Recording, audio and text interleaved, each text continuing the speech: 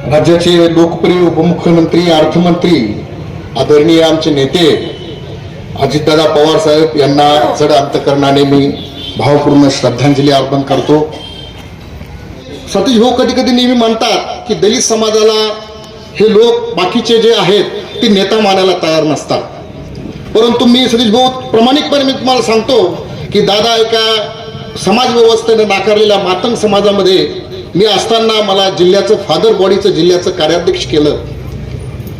पुरोगामित्व त्यांच्या भाषणापुरतं नव्हतं दादांच्या, तर कृतीत होतं। त्यांनी मला जिल्ह्याचं कार्याध्यक्ष केलं। हिजच थांबले नाही तर दादांनी एका अर्थमंत्री राज्याचा उपमुख्यमंत्री असताना त्यांच्या खुर्चीला बसून ते म्हणायचे की कारकीर्दी तुम्ही गडबड करता, शांत बसा, खुर्चीवर बसा, कामं सांगा। आणि ज्यावेळेस कामं सांगायचो त्यावेळेस दादा तात्काळ फोन करायचे आणि त्यांना सांगायचे की हे आमच्या कार्याध्यक्षाचं काम झालं पाहिजे। म्हणजे खऱ्या अर्थानं पुरोगामी जो नेता होता तो खऱ्या अर्थानं जर कोण असेल महाराष्ट्रामध्ये तर फक्त आणि फक्त अजितदादा होते। अजितदादांचं विकासप्रिय नेतृत्व, अजितदादांची शिस्तप्रियता। दादा सकाळी 6 वाजल्यापासून कामाला लागायचे तर संध्याकाळी आणि ते लोकांना म्हणायचे की मी तुमच्यापेक्षा 1.5 दिवस पुढं आहे, अशा पद्धतीनं दादा नेहमी सांगायचे। दादांच्या सोबत राहत असताना त्यांच्या बऱ्याचशा मीटिंग्स मी जिल्ह्याचा कार्याध्यक्ष म्हणून या ठिकाणी अटेंड केल्या। दादा फार शिस्तप्रिय होते, वेळेला मानणारे होते, विकासप्रिय होते।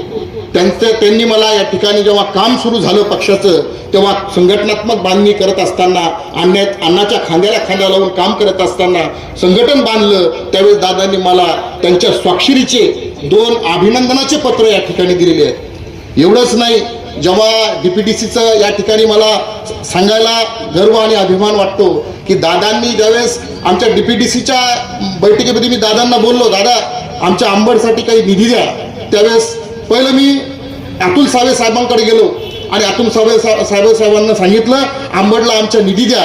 त्यावेळेस त्यांनी सांगितलं तुमचे DPDC मेंबर त्यांना ते निधी देऊन टाकलेला आहे, आता तुम्ही त्यांच्याकडून घ्या। परंतु मी हाच जी मागणी आहे आपल्या अंबड शहराच्या विकासाच्या संदर्भातली ती दादांकडे गेलो। दादांनी तात्काळ डिकले साहेबांना बोलून सावे साहेबांना, पालकमंत्री सावे साहेबांना फोन केला की आमच्या कार्याध्यक्षाला जो निधी पाहिजे ते तात्काळ द्या। आणि तुम्हाला म्हणजे आश्चर्य वाटेल की या ठिकाणी रविवार असताना माझ्या प्रशासकीय मान्यता रविवारी कलेक्टर ऑफिसचं कार्यालय खोलून प्रशासकीय मान्यता बॅकडेटमध्ये मला दिलेल्या।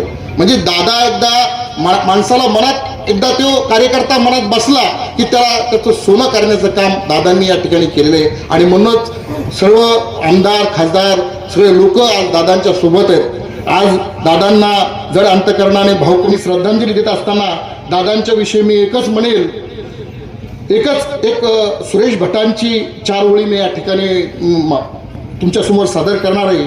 विजलो जरी आज मी हा माझा अंत नाही, विजलो आज जरी मी हा माझा अंत नाही, पेटेल उद्या नव्याने हे सामर्थ्य नाशवंत नाही, हे सामर्थ्य नाशवंत नाही। अशा पद्धतीचं दादांचं आभाळ एवढं व्यक्तिमत्व होतं। दादा आपल्यातून गेलेत हे मला म्हणजे विश्वास बसत नाही।